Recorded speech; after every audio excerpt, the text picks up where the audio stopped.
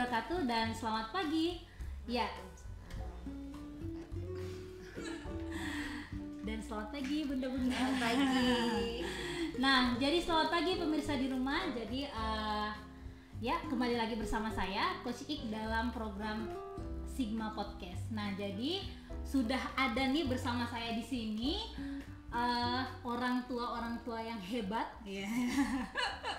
Sudah ada di sebelah sana Bunda Queen ya, nanti mungkin memperkenalkan diri ya karena saya kenalnya cuma Bunda Queen ya. Ada Bunda Claire sama bersama saya di samping nih nanti yang akan ngobrol banyak dengan kita tentang parenting dan ya psikologi anak gitu ya, dengan Kak Mila gitu. Atau nanti sebentar ya Kak bisa memperkenalkan diri lebih detail lah supaya pemirsa di rumah lebih mengenal. Ya, jadi pada pagi hari yang cerah ini ya, mudah-mudahan semua teman-teman yang di rumah, pemirsa di rumah, hari ini selalu bahagia. Ya, kita akan membawakan atau membicarakan tentang tema anak masa kini. Ya, jadi kita tahu ya masa kini problem anak itu bagaimana. Mungkin bunda-bunda ini yang tiap hari berhadapan dengan anak-anak ya. Sampai Bunda Claire menghela napas nih kayaknya. Bagaimana terlalu banyak beban berarti. Ya, jadi inilah yang akan kita bicarakan nanti sebentar. Nah, mungkin sebelum itu ya kita lihat dulu nih sudah siapa saja yang mungkin bergabung bersama kita di live hari ini. Kita lihat ya. Oke. Nah, sudah ada nih yang bergabung. Ya, mungkin yang sempat sudah melihat live kita pada pagi hari ini bisa mungkin tinggalkan jejak di kolom komentar ya, supaya nanti kita sapa-sapa dulu. Siapa tahu ada siapa gitu. Nah, ini makin kemari kayaknya makin bertambah yang nonton. Jadi kalau ada yang kenal nih dari beberapa orang di sini yang menjadi pembicara bisa mungkin disapa ya, supaya saya sapa. Oke. Nah, kita langsung saja ya. Mungkin Kak Mila boleh lebih dulu memperkenalkan ya secara singkat. Oke, terima kasih Coach. Bismillahirrahmanirrahim. Assalamualaikum warahmatullahi wabarakatuh. Selamat pagi bunda-bunda yang luar biasa. Perkenalkan, saya Carmila Pelamadang. Kalau aktivitas sekarang ya selain ibu rumah tangga, seorang pendidik juga di kampus dan juga sekolah. Dan alhamdulillah juga sekaligus sebagai mahasiswa. Hari ini sebagai mahasiswa, masih terdaftar sebagai mahasiswa S3 di UPI Bandung. Mohon doanya ya bunda-bunda, semoga dimudahkan. Mungkin itu. Oke. Bunda Claire mungkin secara singkat. Oke. Terima kasih. Nama saya Everlyn. Saya ibu beranak dua. Anak saya kebetulan les di sini juga. Namanya Claire dan Wins. Yang satu kelas 4 SD, yang satunya kelas 1 SD. Itu aja ya. Oke, makasih Bunda. Oke, ke Bunda Queen nih. Oke, selamat pagi semuanya. Saya ibu dari Anaya Aprilia Mahadevi, anak kelas 8 SMP 2 Luwuk. Nama saya Iin Lauri. Gitu ya. Oke, terima kasih Bunda. Tapi kok anaknya dipanggil Queen ya? Saya beda. Seperti tadi karena dia cuma satu cewek. Tadi kita sudah ngobrol ini tentang sudah perkenalan singkat nih. Nah, jadi kita langsung saja mulai ke tema bahasan kita pada hari ini. Ini mungkin teman-teman di rumah sudah menunggu kira-kira bagaimana sih serunya, bagaimana sih ya. Nah, jadi mungkin saya akan bertanya dulu nih ke Kak Mila gitu ya, terkait tentang ini ya, saya kan backgroundnya sebagai pendidik juga gitu ya, meskipun skalanya kecil ya, anak-anak yang saya didik itu di satu kelas cuma sekitaran 8 orang gitu ya, karena di bimbel, tapi saya bisa merasakan adanya perbedaan gitu ya antara anak-anak yang saya ajar sekitar 4 tahun lalu ya, sama anak-anak yang saya ajar di masa sekarang gitu. Ada perbedaan. Saya kurang tahu nih perbedaannya di mana. Apakah ada terjadi pergeseran apa ya?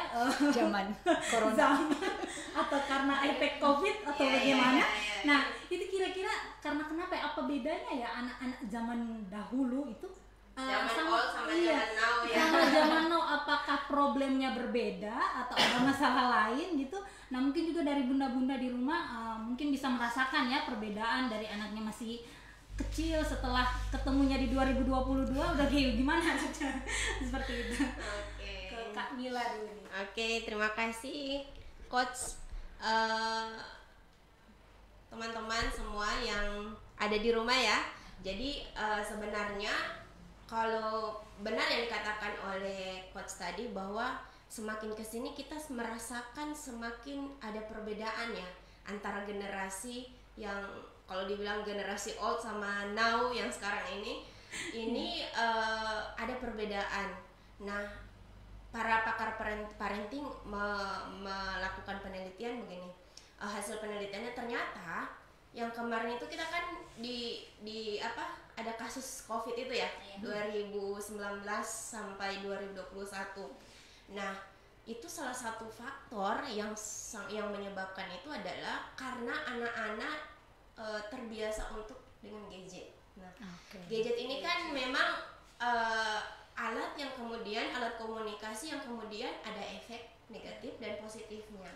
Nah, kemarin itu kalau di tahun kemarin benar kata Coach bahwa kalau di tahun 2014 yang kesana kemarin itu memang anak-anak lebih fokus pada proses pembelajarannya, lebih mendengarkan mungkin ya, dan itu juga saya alami begitu. Kenapa? Karena memang di anak-anak yang di tahun 2019 itu kan katanya produk COVID begitu. Pengetahuannya gitu. Pengetahuannya karena dipaksakan mereka untuk bisa berdamai dengan digital yang kemudian kalau dulu anak-anak di awal-awal 2018 ya sebelum COVID itu kan dilarang sama orang tua begitu. Tidak boleh main gadget, dibatasi lah begitu. Tetapi 2019, 2020 lalu sampai ke sini 2021 itu malah dipaksakan harus karena memang sekolah mengharuskan belajar itu. online-nya Nah, kita tahu dampaknya bahwa anak-anak ketika misalnya diberikan tugas dan mengerjakan melalui gadget itu mungkin 5 menit pertama mungkin masih pelajaran ya, yang dibaca masih pelajaran. Mungkin kalau 10 menit berikutnya mungkin sudah bukan pelajaran lagi, Ipin Upin. Mungkin sudah games, tayo dan sebagainya, dan itu yang kemudian menurut saya dan beberapa orang para peneliti ya, yang beberapa buku dan artikel yang saya baca itu sangat mempengaruhi. Jadi itu mungkin dampak yang sangat yang sangat signifikan ya, terasa begitu. Bukan cuma Coach, mungkin ibu guru yang ada di rumah barangkali itu sangat luar biasa. Nah, satu hal lagi ya, mungkin gadget juga ini bisa mempengaruhi krisis identitas. Oh gitu ya. Ini sangat ya. Anak-anak dipaksakan dewasa karena memang tontonannya sudah ala-ala dewasa gitu. Lalu banyak hal ya, nanti mungkin bisa kita berkembang. Iya, mungkin itu clue-nya di awal. Gitu. Iya, betul. Iya, jadi memang sehingga mempengaruhi fokus anak ya dalam belajar. Nah, kalau dari Bunda sendiri mungkin di rumah bagaimana kemarin setelah terdampak? Kalau dari saya sih gini, anak-anak saya juga ya sama lah ya, maksudnya kebanyakan orang tua juga mengeluh soal penggunaan gadget pada anak gitu. Kalau anak saya tuh 2, yang satu itu memang tidak terlalu gila di dalam main gadget, artinya dia semakin besar usianya sudah bisa dibilangin, jadi dia cukup tahu pembatasan penggunaan gadget gitu. Walaupun ya juga kadang-kadang bablas, tetap nanti balik on the track lagi gitu. Tapi kalau ya betul si Claire itu agak maksudnya lebih bisa dibilangin gitu. Kayak ini saya lagi bilang seminggu ini no gadget ya. Iya mami, tapi nanti dia mau mabar, katanya mabar bahasa zaman now gitu sama temen-temennya. Oh ya udah, oke, saya kasih main bareng, nanti online sama-sama. Wah, main bisa teriak-teriak di kamar gitu. Ya udah, itu paling 1 jam udah kasih gitu. Tapi kalau anak saya yang kecil juga saya juga cukup struggle dalam membatasi penggunaan gadget gitu, karena ya begitu ya, anak-anak kadang-kadang ayo lagi lah mami, kalau nggak mereka juga sudah nggak tahu apa yang mesti dibikin kalau nggak main gadget. ya lagi-lagi kita sebagai orang tua mencoba kasih apa ya, kasih pengarahan, dan kitanya juga mesti siapin waktu untuk nemenin, itu yang susah. Kadang-kadang kan kita orang tua juga punya kesibukan, anak-anak maunya main yang sesuai dengan yang mereka mau, kadang-kadang aduh apaan sih ini ya kayak gitu sih, maksudnya di dalam ini dua anak punya tipikal yang berbeda, yang satu begini, yang satu begini, jadi mesti bagaimana sampai sekarang muter otak juga untuk terus mengajar mereka untuk tidak bergantung pada gadget juga gitu. Benar. Ya seperti tadi yang sudah dibilang, pasti positif negatifnya ada lah ya. Memang anak-anak sekarang jauh lebih cepat dewasa sebelum waktunya. Tiba-tiba sudah memang bisa. udah perkembangan zaman. Saya rasa masalah untuk lebih cepat dewasa itu bukan cuma karena pengaruh gadget juga ya, memang sosial media juga. Itu memang waktunya memang beda memang dibandingkan ini sekarang dengan kita zaman Gen dulu. Alpha ya. Anak-anak yang lahir di atas 2013 namanya udah Gen Alpha ya. Jadi ya begitulah mereka kepintarannya dapat sendiri, kadang-kadang bukan dari Jadi mungkin Bunda saya bisa tambahkan bahwa memang kalau kita bicara soal gadget ini masanya anak-anak begitu. Kalau kita zaman dulu kan tidak ada gadget ya. Palingan tulis di meja begitu, surat-surat cinta tulis di meja. Ya, ini memang jadi harusnya kita sebagai orang tua itu bijak begitu. Jadi tidak melarang tetapi mengarahkan gitu. Jadi tidak melarang harus no gadget begitu. Karena kapan kita larang, semakin kita larang anak-anak semakin ingin tahu, penasaran, rasa ingin tahunya masih lebih memuncak begitu. Nah, jadi yang kita lakukan sebagai orang tua adalah mengarahkan apa yang boleh dan apa yang tidak boleh. Dengan begitu, jadi harus dipantau. Jadi tidak ini ya, saya sering isi parenting ya coach. Lalu orang-orang tua ini biasanya bilang begini, bagaimana Bu caranya agar anak saya tidak kecanduan gadget? Nah, pertanyaan saya, siapa yang punya gadget? Gitu. Benar. Siapa yang punya wifi? Siapa yang punya pulsa data dan sebagainya? Siapa yang memfasilitasi itu? Nah, orang tua harusnya bisa menjadi kendali. Jadi tidak memberikan kebebasan penuh sama anak, tetapi kita sebagai orang tua tadi bukan melarang, tetapi membatasi. Saya kira itu yang penting titik poinnya ya. Banyak juga anak-anak yang sukses karena gadget begitu, yang jadi gamers begitu, yang bisa menghasilkan begitu ya, jadi influencer. Apalagi ya, Queen itu biasanya ya kadang-kadang kalau dia nanya ini, makanya mama googling aja. Katanya gitu, sampai bapaknya bilang gitu, itu loh anak-anak lebih tahu. Itu tuh googling aja, nggak usah cari fasilitas. Iya juga. Namanya kita ya ibu-ibu cuma urusannya sama di dapur ya. Mengenai harus update juga ya. Nah, jadi karena ini mengenai teknologi ya, ini gadget kan teknologi, kadang kala biasanya orang tua itu agak gaptek dibanding anak-anak. Kayaknya anak-anak itu lebih laju ya. Nah, jadi kira-kira nih sebagai Kamila nih, sebagai orang tua, perlukah kita melek gitu tentang gadget? Iya, karena memang ketika kita ingin membatasi tadi ya, mengarahkan tadi, berarti kita harus tahu dulu gitu. Kita harus update dulu TikTok itu bagaimana cara mainnya, terus bagaimana kita memantaunya, terus Instagram itu seperti apa dan sebagainya. Dan di situ kita bisa melihat aktivitas anak-anak. Jadi memang sesekali kita harus bukan kepo dengan anak, tetapi sesekali kita ingin cari tahu aktivitas sosialnya itu seperti apa, sehingga kita jangan sampai kita tidak tahu sama sekali, anak-anak tiba-tiba viral tapi negatif begitu ya. Jadi itu sangat-sangat tidak diinginkan. Jadi saya kira sangat penting orang tua itu melek informasi, harus belajar. Nah kan orang tua ini semakin kesini kita harus dituntut semakin harus bisa belajar. Jadi kalau kita yang nunggu saja di rumah, saya kan ibu rumah tangga. Tapi rata-rata ya kayak anak-anak ya, itu rata-rata mereka main di medsos itu bukan kayak ibu-ibu ya. Minta maaf yang saya kepo. Enggak. Mereka itu kadang-kadang pegang gadget bisa cuman game. Ya, Iya. Kadang-kadang game, kita fasilitasi komputer, laptop. Mereka cuma main game. Kadang malah kita posting tentang anak, kita tandai. Iya. Ngapain sih posting-posting? Saya nggak mau di publik. Oh, gitu ya. Nggak mau, Iya, dia iya. bilang gitu. Saya nggak mau. Kayak kemarin kan, mama, mungkin mama mau di ini. Udahlah mama, nggak usah lah, harus muncul-muncul di publik gitu. Waduh, juga. Iya, ya. Jadi bukan untuk terkenal Ah, ya, iya, gitu, tertutup. tapi Anak saya lebih tertutup, ya, ya. ya. Mungkin ini ada hubungannya dengan krisis identitas tadi. Iya, Iya. betul.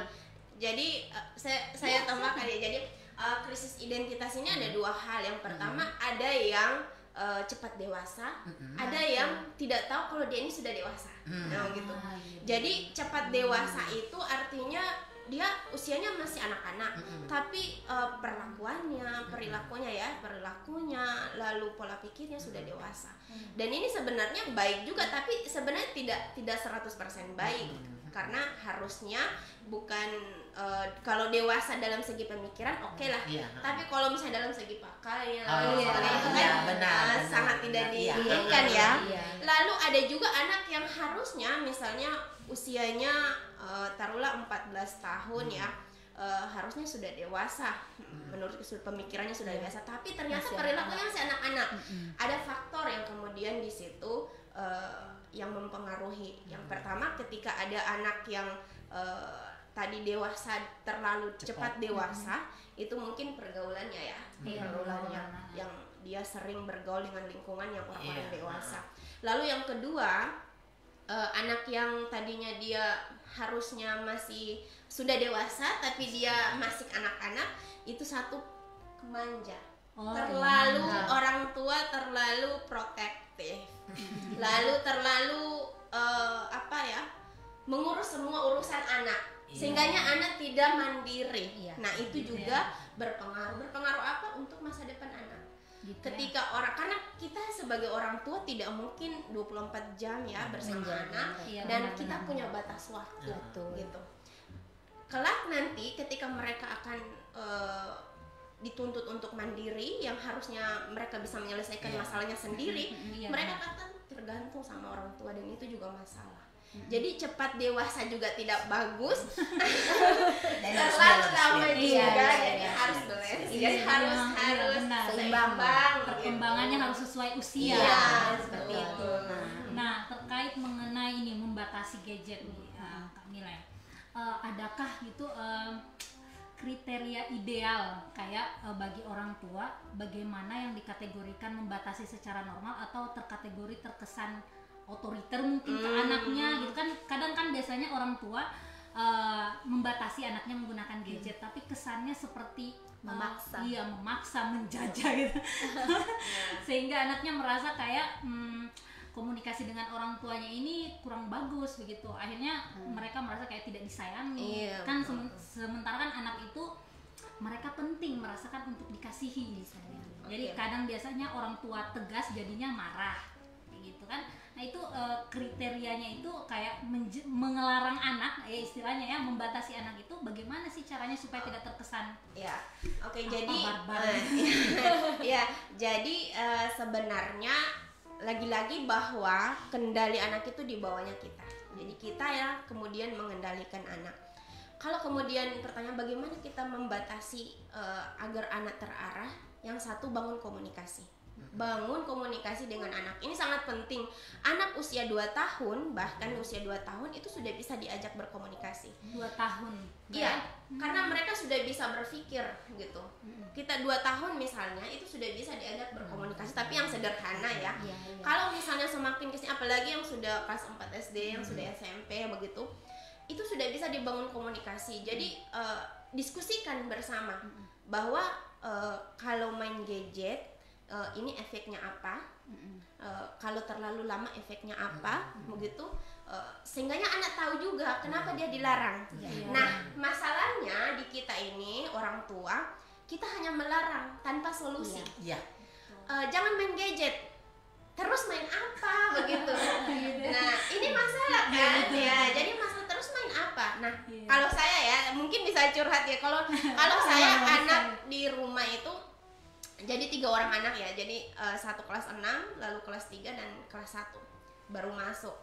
Nah, jadi kalau karena saya membiasakan untuk bangun komunikasi dengan anak, sesuatu yang dilarang harus ada solusinya. Misalnya jangan main gadget. Kalau tidak ada kata setelah itu, maka mereka akan tanya, lalu main apa, Mak? Umi, lalu orang main apa? Gitu. Atau baru apa? Mau apa? Ya. Jadi Betul, memang betul. orang tua itu harus ada solusi. Alternatif. Tidak boleh melarang tanpa solusi. Nah, itu kita juga harus membiasakan kepada anak. Sehingga setiap permasalahan ketika kita larang harus ada diberikan solusi. Nah, lalu yang berikutnya, kalau seingat saya dalam sebuah artikel itu 12 tahun baru anak diberikan gadget yang idealnya. Tapi kan kalau kita kan anak usia TK saja itu sudah kalau dulu yang masih Covid kan sudah online, belajar Orang online. tua kan nggak mau repot ya, Dan nggak mau repot iya, belajar online. Nah, kita ngelakuin sesuatu kan jadi nggak terganggu. Iya, betul. benar. Nah, kadang juga orang tua tidak tega. Iya. Jadi sebenarnya dalam proses pengasuhan itu ada dua hal yang perlu kita tanamkan sebagai bunda-bunda ya. Yang pertama adalah tegas dan tega. Tegas bahwa ketika aturan itu kita sudah sepakati dan ketika melarang ada dilanggar, maka kita harus berikan konsekuensi logis. Konsekuensi logis ya, bukan hukuman. Iya. Jadi misalnya main HP tadinya kita sepakat ya. Tadi kan komunikasi dibangun dulu. Jadi sepakat dulu main gadgetnya sampai jam berapa. Oke, sampai berapa menit misalnya, berapa lama begitu. Sudah sepakat misalnya 1 jam terus lewat. Kita sebagai orang tua harus tegas, ada konsekuensi logis yang diberikan. Tapi lagi-lagi harus logis. Jangan misalnya dia lewat 5 menit atau 10 menit, lalu hukumannya adalah kurung di kamar mandi. Kan tidak logis. Apa hubungannya main gadget sama dikurung di kamar mandi? Itu tidak logis. Yang paling bijak itu adalah misalnya mencabut haknya, misalnya uang jajannya dikurangi atau apalah begitu yang masih logis begitu, yang masuk akal. Nah, itu yang perlu diperhatikan oleh orang tua. Yang kedua adalah tega untuk melihat anaknya nangis. Nah, di sini ini yang biasanya di kita yang biasanya bukan salah ya, keliru ya. Anak misalnya jangan main HP, oke. Tapi pada saat ada tamu, nah ada tamu kan di situ anak, nih mama ada tamu ini, terus mama nanti yang minta HP. Ini kan kita tidak enakan dengan tamu, daripada ribut kasih saja. Nah ini yang salah. Harusnya memang kita harus konsisten. Kalau misalnya kita tidak kasih ya tidak kasih begitu, apapun yang terjadi. Di saya itu seperti itu. Ada anak yang kelas 1 yang sering yang sering melanggar aturan begitu. Tidak boleh main HP-nya cuma sekian. Tunggu tiap lama 1 film lagi. Oke, 5 menit ya. Terus 5 menit. Oke, jadi biar nangis guling-guling, oke berapa jam dia menangis pasti lama-lama. Nanti setelah itu nanti dikasih beritahu kenapa kita suka seperti itu, karena ini begitu. Jadi harus disampaikan, dijelaskan. Jadi jangan menghukum anak atau memberikan sanksi kepada anak tanpa penjelasan. Kenapa dia sanksi, kenapa dia mendapatkan sanksi begitu. Sehingga dia tahu kesalahannya. Tapi kadang-kadang kalau kita memberikan contoh gini, segala sesuatu ada batasannya. Sebelum kita memberikan seperti itu, orang tuanya harus memberikan contoh dulu. Betul. Jangan sering main medsos, jangan sering main Iya. mama Iya, padahal mereka nggak tahu ini mama ini mungkin ada urusan ini mama dang karena mereka memang melihat orang tuanya jadi seperti itu. Kalau saya yang penting dia pulang sekolah full time kegiatan, pulang kan dia punya waktu sedikit main HP, biasa udah ketiduran merdeka, atau jam 10 saya sudah ambil handphonenya gitu. Saya gitu karena dia bisa kasih full time dia untuk kegiatan di luar kan. Jadi pengaturan penggunaan gadgetnya seperti itu. Maksudnya pulang dari kadang-kadang pulang kegiatan biasanya baru dia main HP normal lah ya. Kadang-kadang dia udah capek tidur, kadang-kadang gitu. Tapi dia rata-rata full aktivitas memang. Jadi nanti kalau jam 10 tidur, besok bangun telat, udah jam 10 udah. Gitu. komunikasinya bagus Bunda ya. Jadi dia Ya kadang-kadang begitu juga sih, kadang-kadang juga kalau dia udah main game apa, sudah apalagi kayak kemarin kan libur toh, mau covid itu kan. Ya ampun saya bilang, Queen tidur ya Allah 13 jam ya. Tidur tuh main 13 jam loh. Sampai saya bilang bisanya sebenarnya. Jadi dia kalau main habis itu tidur misalkan jam 10 dia tidur, nanti jam 10 lagi dia bangun. Saya bilang hebat juga nih.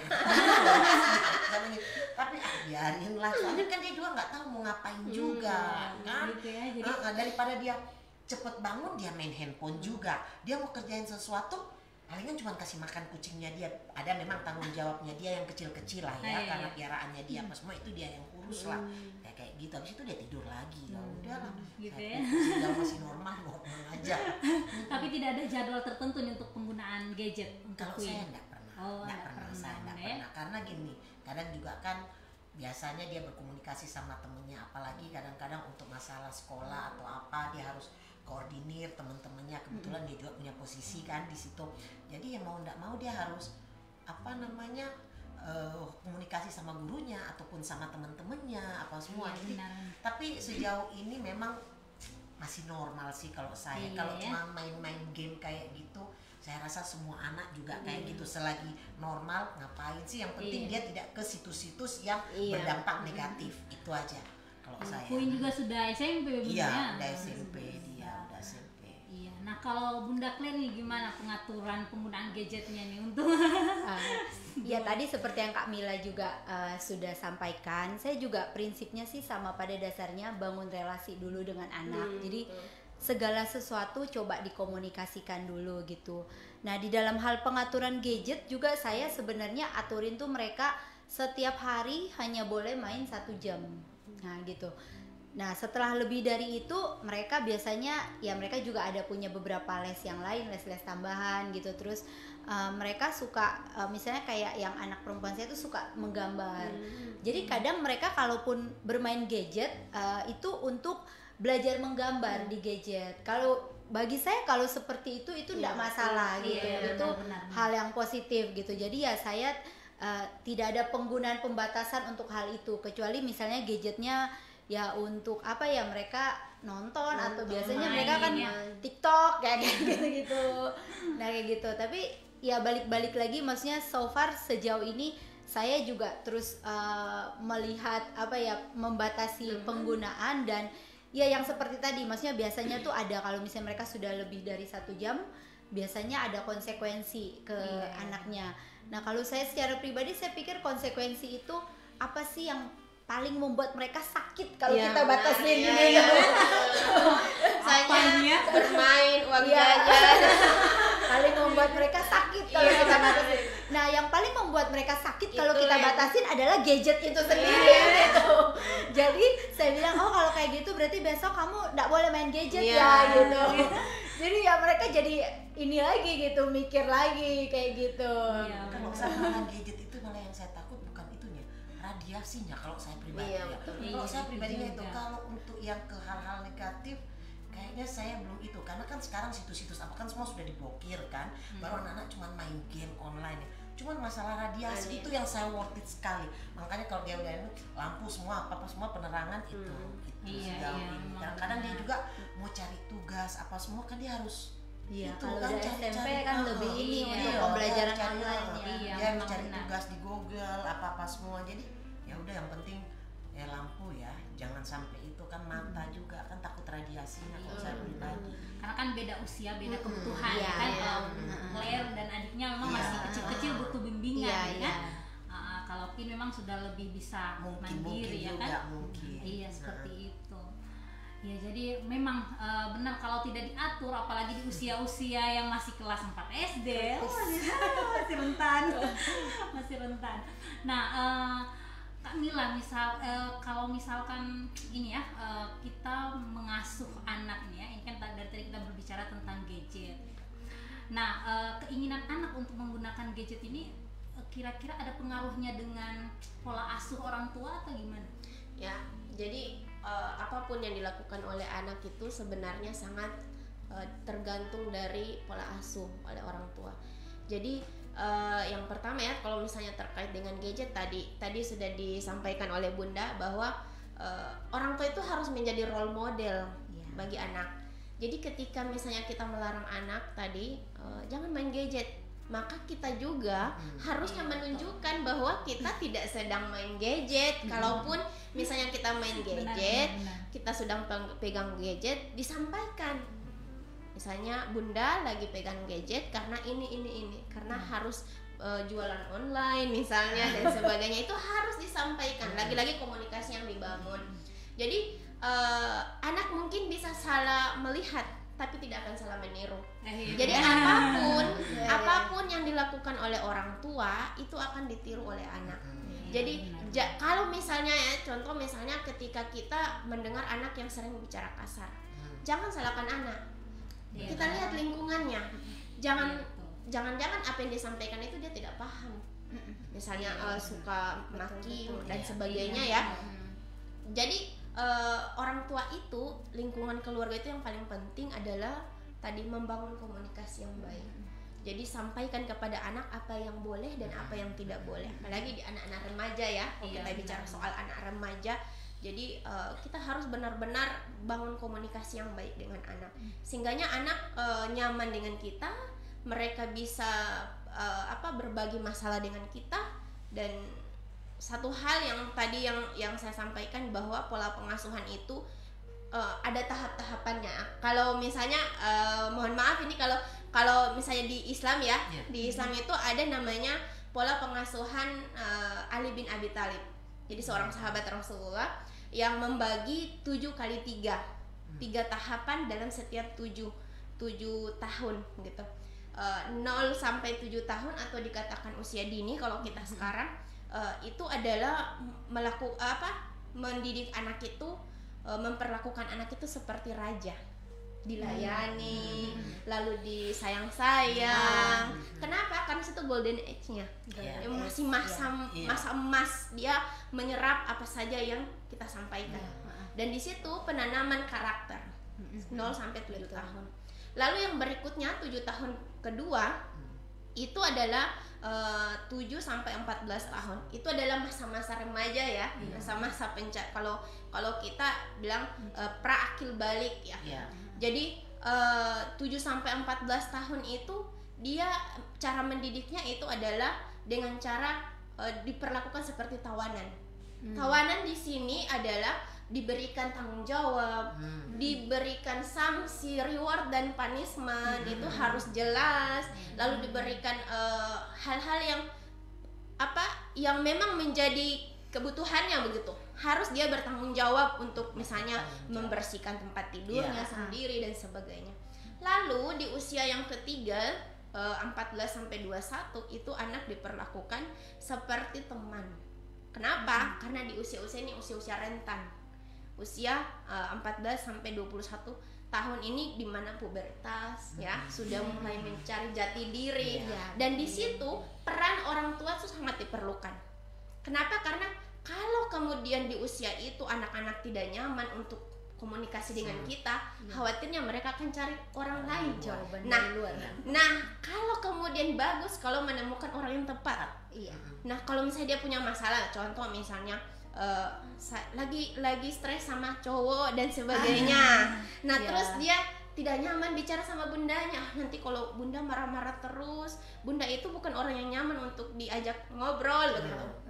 Lalu dia curhat sama orang lain. Nah, kalau orang lain memberikan solusi yang bagus ya mungkin lebih baik. Tapi kalau ya tidak, kalau kamu stres minum ini, narkoba dan sebagainya, coba ini supaya tenang dan sebagainya. Ini kan masalah.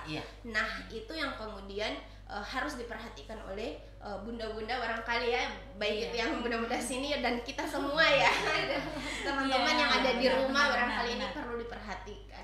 Jadi itu pola asuh ya terkait dengan gadget. Saya kira juga seperti itu. Jadi pemberian pembatasan itu sangat penting juga kalau misalnya terkait dengan gadget ya. Jadi bahwa kita harus melihat baik dan buruknya. Kalau kemudian anak itu tadi sudah terpapar, ini kan bukan hanya masalah konten-kontennya yang bisa yang bisa berpengaruh, tapi juga radiasi ya.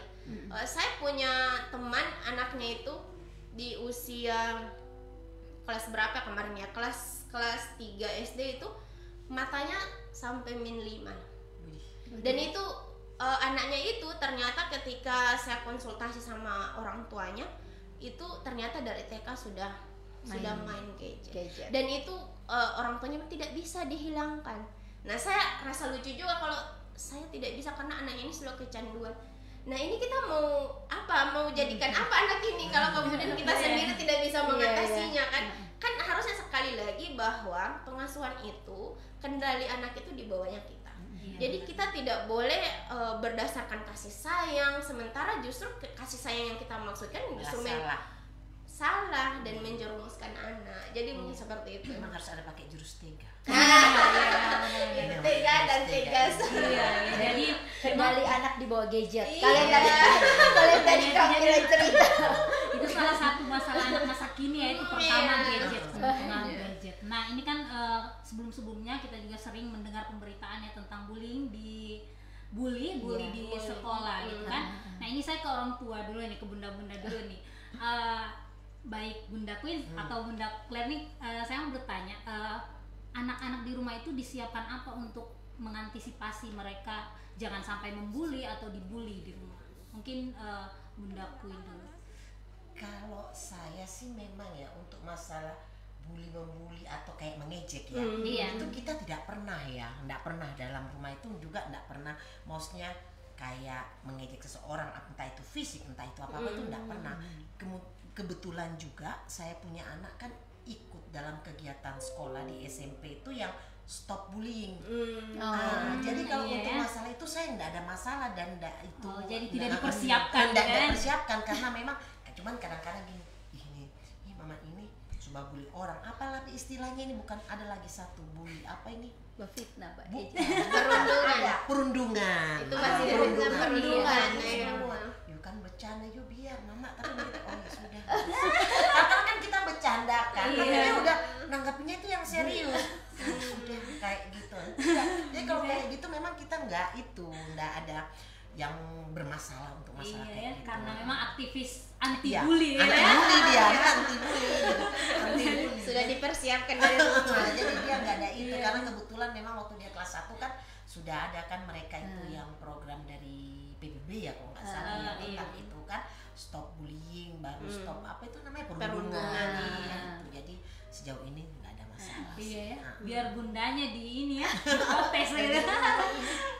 Coba bully kan cuma bercanda, sama saja. Ya sudah.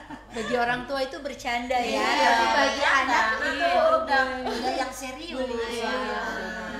Kalau Bunda Claire gimana menyiapkan Claire sama Win sendiri rumah supaya mereka tidak membuli atau dibully? Ya, kalau Claire sendiri waktu itu pernah cerita gitu, Mami saya di sekolah dikatain kecil, kebetulan anak saya nih secara fisiknya kecil gitu, kurus-kurus gitu karena memang nggak terlalu suka makan gitu, jadi untuk anak seusianya memang dia paling kecil gitu.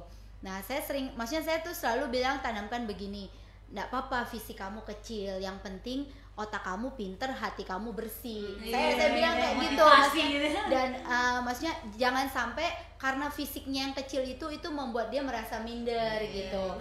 Nah jadi memang awal-awal di sekolah temennya kadang-kadang tuh suka bercandain, paling kecil, paling ini gitu, paling ya memang kayak gitu. Tapi berkali-kali anak saya mungkin karena bisa membawa diri gitu di lingkungannya, jadi walaupun temennya ngatain seperti itu, dia tuh di kelas biasanya dalam hal math atau apa dia biasa nolongin temennya, ajarin, kasih jawaban. Dan saya bilang kalau misalnya lagi ujian kamu jangan kasih jawaban, nanti kamu yang nilainya diiniin gitu. Dia bilang biasanya Claire udah selesai tapi Claire nungguin untuk sama-sama antar ke guru biar dikasih nilai gitu. Biar sama-sama. Iya. Saking baiknya dikasih gitu. Iya, dan biasa itu dan sekalian jawaban juga gitu. Saya kira nggak berlaku sekarang. Dari zaman dulu berarti ya itu yang memang secara turun-temurun masih aja kayak gitu ya. Nah, karena kayak gitu dia bilang, jadi Claire yang tadinya dibullying sekarang jadi paling populer. Hah? Populer gitu. Jadi dia bilang maksudnya dia bisa membawa diri jadi yang tadinya teman-teman suka merendahkan, akhirnya sekarang udah sama-sama begitu bermain. Jadi dewa penolong ya teman-temannya. Kalau yang kelas 1 sih belum, saya rasa sih belum ini ya, belum mengenal bullying itu seperti apa begitu. Ya paling maksudnya kita bilang kamu jangan suka ngatain orang gitu, baru dibekali baru sebatas itu aja sih gitu. Terus jangan mukul orang, jangan suka ngatain, kayak misalnya dia bilang, "Mami tadi di sekolah ada temennya yang bilang apa kata-kata binatang gitu, kebun binatang gitu." Waduh, saya bilang kamu jangan ikutin ya kayak gitu. Iya Wins, nggak ikutin, itu temennya semua keluar kata-kata kayak gitu. Saya juga bingung kenapa anak kelas 1 juga sudah ini dengan lingkungan seperti itu gitu. Ya balik-balik lagi itu tadi seperti yang tadi Kak Mila bilang ya, di rumah lingkungannya seperti apa kan kita juga nggak tahu gitu. Iya, betul sih Bunda. Iya, jadi memang seperti itu ya. Nah, ke Kak Mila lagi nih.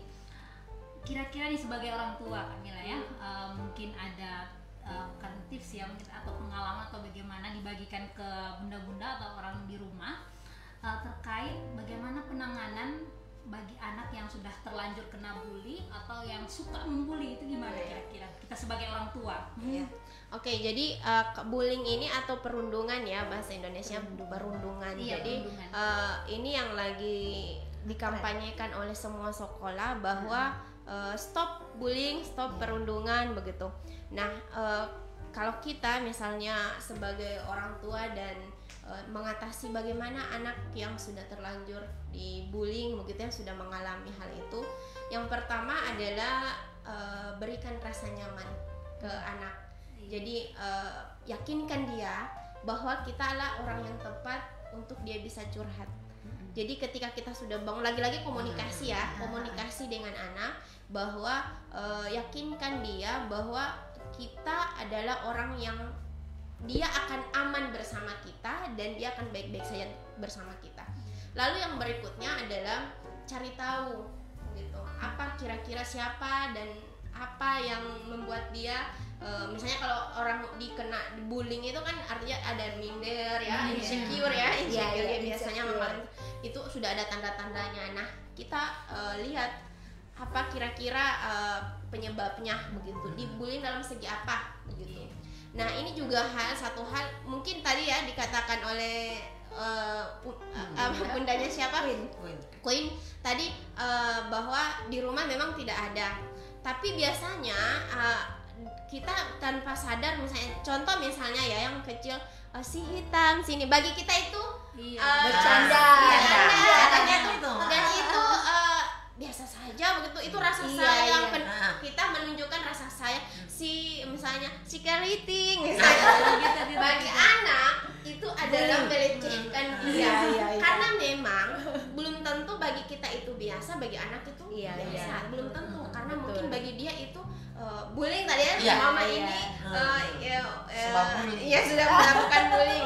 Padahal bagi kita itu rasa kasih sayang, si hitam, si kecil, panggilan sayang kita. Nah, harus kita tahu bahwa kalau kita harus protektif ya, kita harus lihat anak itu suka dipanggil seperti itu atau tidak. Jadi kita harus memanggil seseorang itu, bukan cuma anak, yang seseorang itu dengan panggilan yang dia inginkan dan dia suka dipanggil apa? Si cantik misalnya, dia mau dipanggil cantik, atau kalau memang dia nyaman dipanggil hitam misalnya, dia dengan bahagia dengan, nah mungkin tidak apa-apa. Tapi kalau memang dia tadi tidak menarik diri, mama melakukan bullying, melakukan perundungan, berarti tandanya dia tidak suka. Nah, itu stop begitu ya. Jadi memang itu hal-hal yang kecil yang tadinya bagi kita itu hal yang biasa, tapi bagi dia luar biasa. Nah, dari rumah itu sebenarnya kebanyakan anak-anak yang insecure tadi ya, yang mengalami di sekolah itu atau di lingkungan luar itu mungkin hanya menambah saja, tapi diawali dari rumah tadi. Pernyataan-pernyataan yang tadi disampaikan oleh orang rumah seperti itu, yang bagi dia itu sangat luar biasa, dan ditambah lagi dengan teman-temannya di luar begitu. Nah, itu yang kemudian jadi cara kita untuk untuk mengobati anak seperti itu, atau untuk apa namanya, agar anak itu tidak membullying atau tidak dibawa perasaannya. Nah, itu dilakukan dengan cara tadi, komunikasi, bangun rasa nyaman sama dari anak rumah dulu dari ya. rumah, bangun percaya dirinya. Iya. Bahwa tadi benar yang dilakukan oleh maminya siapa, Claire itu tadi, tidak apa-apa kecil gitu. Itu artinya kita ingin membangunkan rasa percaya dirinya ya, menjadi tidak apa-apa kecil, yang penting otaknya cerdas. Nah akhirnya kan dia menunjukkan kecerdasannya, dia membantu temannya, akhirnya teman-temannya care dengan dia dan mau berteman dengan dia. Saya kira itu juga strategi bagi orang tua. Jadi yang paling penting adalah bangun komunikasi. Jadi bangun komunikasi dengan anak sehingga kita mengetahui apa saja yang mereka alami.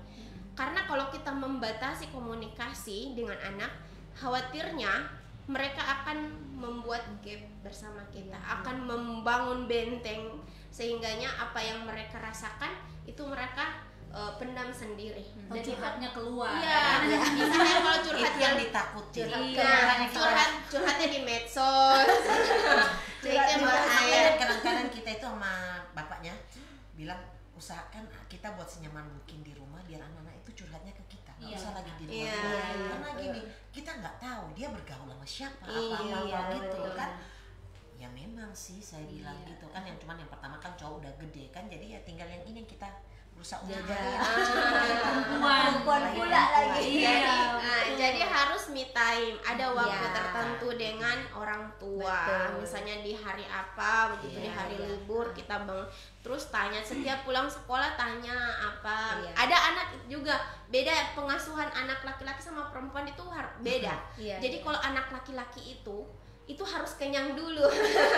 Berarti bisa diajak ngomong. Makan dulu bunda. Kalau anak perempuan biasanya baru masuk rumah, misalnya siang Langsung curhat gitu. Mami tahu tadi di sini sana itu betul, anak perempuan. Tapi anak laki-laki kalau dia lapar jangan berani ngajak makan ngomong. dulu baru enak. Iya, jadi harus bisa membedakan. Ini harus bisa membedakan pola asuh antara anak perempuan dan laki-laki. Jadi kalau anak laki-laki itu kenyang dulu, baru diajak ngomong. Jadi semua apa yang dia lakukan di aktivitasnya di rumah itu, di sekolah itu dia akan sampaikan.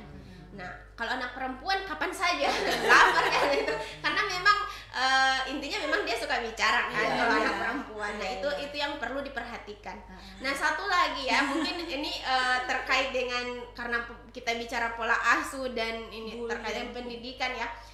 Jadi anak itu kalau misalnya anak perempuan ya, anak perempuan itu kan biasanya kita melihat di prestasinya ya. Kalau prestasinya anak perempuan dan laki-laki, kenapa anak perempuan itu biasanya cepat mengerti di atas kelas 1 ya, misalnya paling banyak juara 1 anak perempuan. Terus anak kelas yang laki-laki itu biasanya kita menganggap kenapa ini anak tidak pintar-pintar gitu, bukan bodoh ya, tidak pintar-pintar, artinya belum. Nah kita biasanya jengkel dan itu biasa jadi bullying di rumah. Misalnya dibanding-bandingkan dan itu juga bullying ya. Jadi di rumah jadi ini kakaknya ini dulu waktu kelas TK sudah bisa baca, kok ini yang laki-laki belum bisa baca. Kita harus pahami bahwa anak laki-laki itu di usia 0 sampai 7 tahun itu otak kanan yang aktif gitu. Jadi main gitu ya. Otak yang kreatif, makanya suka ngegambar, suka lari ke sana kemari, itu tidak apa-apa dan itu normal. Kalau anak perempuan itu seimbang otak kiri sama otak kanan. Nah nanti ketika misalnya sudah SMP yang begitu itu, atau sudah SD sudah kelas 5 itu dia akan berlahan, tapi dia akan prestasinya itu akan bertahan begitu. Coba kalau kita penelitian ya, kalau misalnya kita bandingkan ada anak kita yang perempuan yang pintar di awal misalnya kelas di SD, pas SMP itu sudah mulai terpengaruh. Benar ya, sudah mulai menurun prestasinya. Ada anak-anak seperti itu. Tapi kalau yang laki-laki ini biasanya ya. Jadi itu biasanya perbedaan antara perempuan dan laki-laki itu bisa menjadi bullying di rumah, ini tidak pintar begitu, kakaknya ini dibanding-bandingkan. Itu biasanya yang membuat anak Iya saya. Nah itu kalau kita sering melakukan itu di rumah, itu akan menyebabkan anak tidak percaya diri. Akan menyebabkan anak tidak, yang tadinya aktif, yang harusnya ketika anak aktif itu tanda-tanda anak cerdas loh.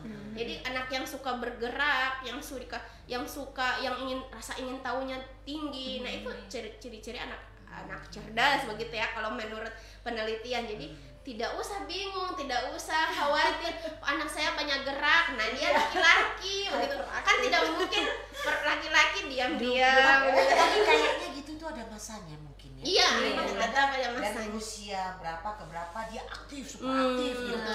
Ntar kalau udah itu dia udah jadi pendiam. Itu ada memang. Iya, jadi itu memang ada rentang waktunya. Satu waktu dia akan berubah. Iya. Jadi nikmati saja. Nikmati prosesnya. Nikmati saja prosesnya. Iya, Tadi iya. bilang itu anak saya yang terlalu aktif begitu. Itu tanda anak cerdas. Iya. Jadi jangan sampai itu jadi dibilang sini anak aktif, anaknya mama yang inakal. Biasanya kan begitu. Iya, orang tua kan Tanpa begitu. sadar kita sudah membuli. Iya, Tanpa iya. sadar kita sudah melakukan perundungan.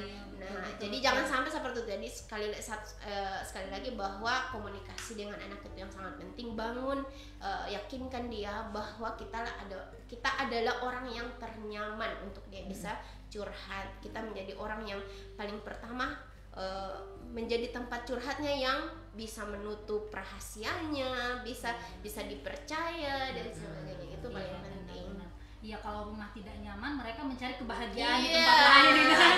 nah. Jatuhnya ke narkoba lah, Iya, ya. betul. Berteman pergaulan bebas lah dan lain sebagainya. Nah, berkaitan dengan pergaulan bebas ya. Pada anak Memang ini ada fasenya ya kayaknya. Iya. Dari mulai parenting habis itu udah remaja terakhir ke ya, jadi anak-anak zaman sekarang kayaknya lebih rentan ya, karena memang informasi yang bisa diakses begitu sangat cepat gitu ya.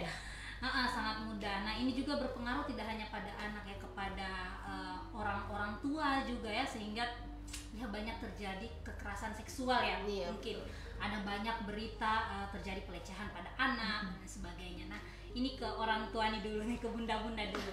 Saya mau bertanya bagaimana kira-kira nih di rumah persiapannya ke anak untuk melindungi mereka terhadap pelecehan seksual, mungkin dari ya ini kan sekarang kadang terjadi guru terhadap siswanya gitu kan.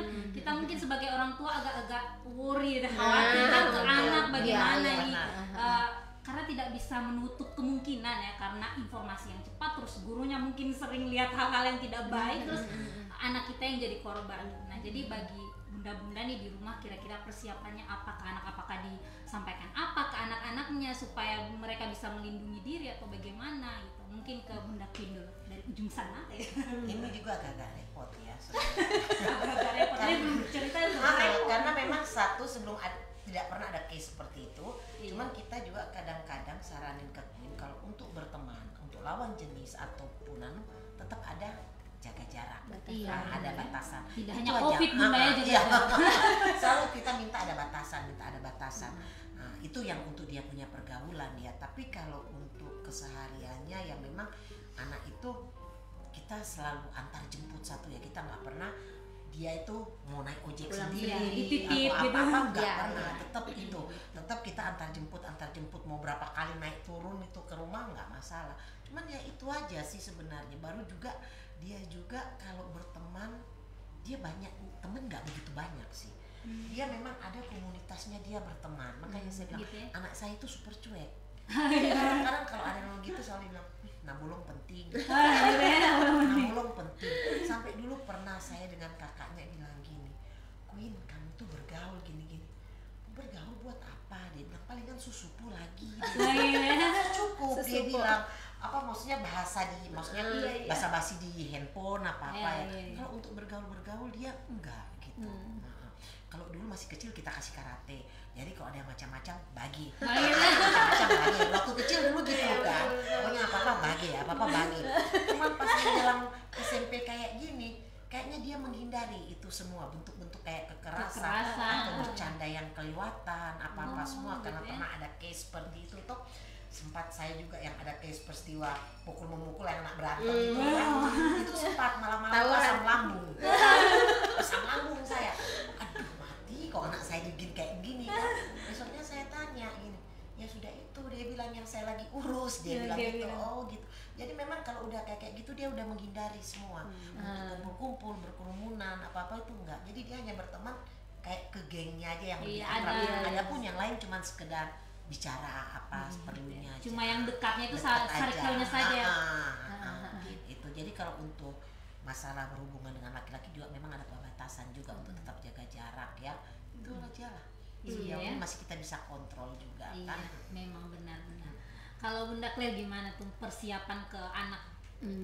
Kalau saya, jadi saya memberikan sex education, pendidikan seks sejak dini. Jadi memang saya dan suami sepakat seks itu bukan hal yang tabu bagi anak-anak. Jadi kita coba memberikan pendidikan seks itu, contohnya seperti ini kan, kebetulan anak saya satu laki satu perempuan dengan jarak kurang lebih sekitar 3 tahun, 2-3 tahun.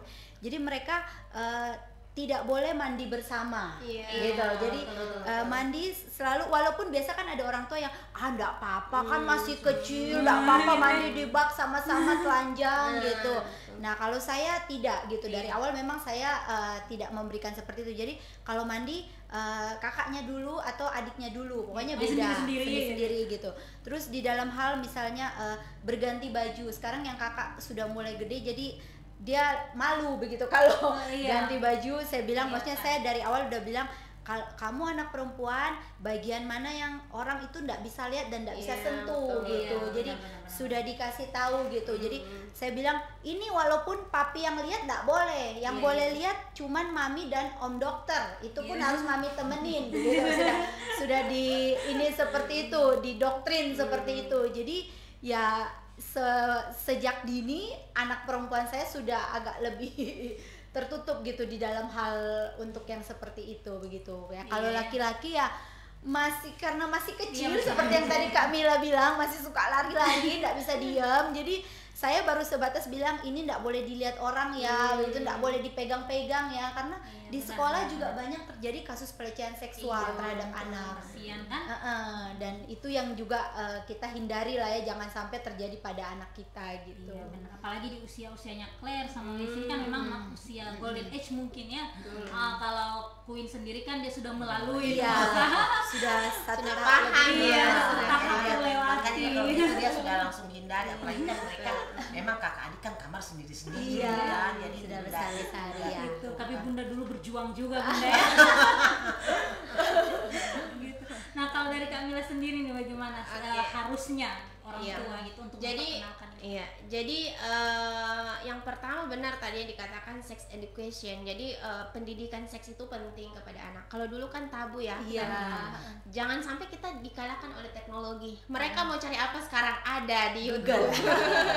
Jadi harus kita berikan pendidikan sejak awal bahwa misalnya bagian tubuh mana yang tidak bisa disentuh atau tidak bisa dipegang oleh orang lain atau tidak bisa dilihat oleh orang lain. Kita sudah sampaikan misalnya bibir, pinggul, kemaluan dan sebagainya, itu sudah kita sampaikan. Nah, lalu yang berikutnya itu tadi misalnya di rumah, pola asuh di rumah gitu harus jelas, misalnya harus menjaga, kalau di Islam yang aurat ya. Jadi jangan sampai kemudian tadi anak itu kan masih kecil bersaudara juga tidak apa-apa mandi bersama. Jangan sampai seperti itu.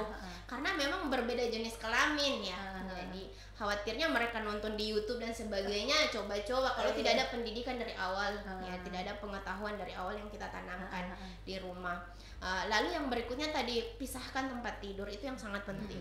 Meskipun dia perempuan ya, perempuan pun kalau itu kan kalau kita ya di dalam Islam itu 7 tahun itu sudah harus pisah dengan orang tua. Khawatirnya mereka melihat hal-hal yang tidak diinginkan kan. Nah itu 7 tahun. Lalu kalau sesama perempuan, sesama jenis ya, misalnya perempuan dan perempuan, laki-laki dan laki-laki, itu kalau bisa jangan tidur bukan kalau bisa, harus bisa jangan tidur seselimut. Ini sangat penting. Jangan sampai kemudian ini kan sekarang ini masalahnya seks ini bukan hanya lawan jenis, sesama jenis saja bermasalah kan. Nah, ini harus kita ingatkan sampaikan Iya, kepada betul. anak-anak Iya. begitu. Jangan sampai yang kita tanamkan misalnya lawan jenis sama misalnya perempuan sama laki-laki, tapi kita tidak sampaikan bahwa ternyata Perempuan ada dan juga perempuan, masalah iya, benar. perempuan-perempuan, Iya. laki-laki dan laki-laki ini juga harus kita ingatkan dan kita sampaikan kepada anak pendidikan sejak awal. Nah, satu lagi sejak dini kalau bisa kita harus menanamkan kepada di anak bahwa berani mengatakan tidak. Iya. Nah, kita ini kan orang timur kadang merasa tidak Nggak enakan. enakan, benar. Kalau ada misalnya om-om yang salim gitu, terus anaknya tidak mau gitu salim, terus kita paksa harus salim, tidak sopan dan sebagainya. Jangan paksa anak. Jadi kalau misalnya dia tidak mau, ya biarkan dia tidak mau. Mungkin ada alasan tertentu, mungkin dia tidak nyaman dan sebagainya. Itu yang perlu kita tanamkan kepada anak, bahwa harus berani menyatakan tidak terhadap apa yang dia rasa. Ketika dia merasa terancam, dia merasa terganggu, harus berani mengatakan tidak. Saya tidak suka seperti itu, begitu. Iya, Jadi iya. harus tegas begitu, ajarkan kepada anak bahwa di luar sana itu banyak orang-orang yang bukan kita mendoktrin orang-orang tidak baik, bahwa kalau ada sikap-sikap seperti ini harus kalian menyatakan tidak, harus berani melawan. Nah, kita ini kan biasanya di Perasaan gitu ya. perasaan gitu kan, orang timur ya Iya gitu ya. benar. Kalau nggak sopan. Nggak sopan. Benar. Ada tamu misalnya salim dulu sama om Iya. begitu. Terus anaknya tidak mau, kita marah-marah. Ini tidak sopan, nanti ini mam dibilang apa begitu Iya, ya. memang benar, Iya. benar. Kadang-kadang saya juga gitu. Mama teh juga begitu, tiap orang mau saling. Minimal menyapa lah ya, Iya. kalau kita nggak Iya. saling Jadi kan menyapa. kalau kita menyatakan sopan itu kan tidak harus Ah, salaman iya. kan, tidak harus Iya, bersentuhan saling kan, sama ya. semua. Senyum Tidak makan. say hi, Paling misalnya. kalau sama keluarga-keluarga oke Iya, lah. iya. Nah, yang pola yang seperti ini yang biasanya tertanam sama anak, wah ternyata kalau om yang sudah besar, kalau dia pegang tidak apa-apa karena dia orang Iya, besar. iya. Nah, ini yang masalah. Takutnya seperti Iya, Nah, iya. sekarang ini kan justru biasanya dari lingkungan keluarga yang biasanya melakukan hal seperti itu ya. Iya, iya. Jadi kita harus benar-benar memberikan edukasi sama anak bahwa kalaupun misalnya orang keluarga ya, om, bahkan ayah ya. Ini kita dengar beberapa kasus di Luki ini ya. Kemarin lo di Bangkit juga Nah, ada yang ayah sendiri. Nah, ini kan kalau dulu Saya kalau ayah lihat itu jujur saya ngeri satu. iya. Nah, jadi nggak memang pendidikan di awal itu sampaikan bahwa misalnya batasan-batasan itu jelas, sama kalaupun itu sama ayah sendiri, sama saudara sendiri, itu harus memang jelas, berani kita mengatakan tidak. Jangan tidak enakan, yang terjadi kan seperti itu. Iya. Karena ayah tidak mungkin, ini ayah sendiri, terus sudah karena di bawah tekanan, di bawah ancaman, dia tidak berani speak up. Nah, kita harus benar-benar mendoktrin anak, benar-benar memberikan edukasi kepada anak bahwa berani bilang tidak, berani menyatakan saya tidak suka. Jadi sehingganya anak terbiasa seperti itu, ketika dia mengalami hal seperti itu, dia bisa berani mengucapkan saya tidak suka, meskipun itu papanya sendiri ya, misalnya orang tuanya sendiri, saudaranya sendiri. Saya kira seperti itu. Jadi sex education itu sangat penting. Jadi di awal lagi-lagi satu komunikasi, bangun komunikasinya supaya kalau ada hal-hal yang dialami oleh anak, dia bisa mengungkapkan kepada kita. Sharing itu. Iya, jadi seperti itu Bunda ya. Jadi memang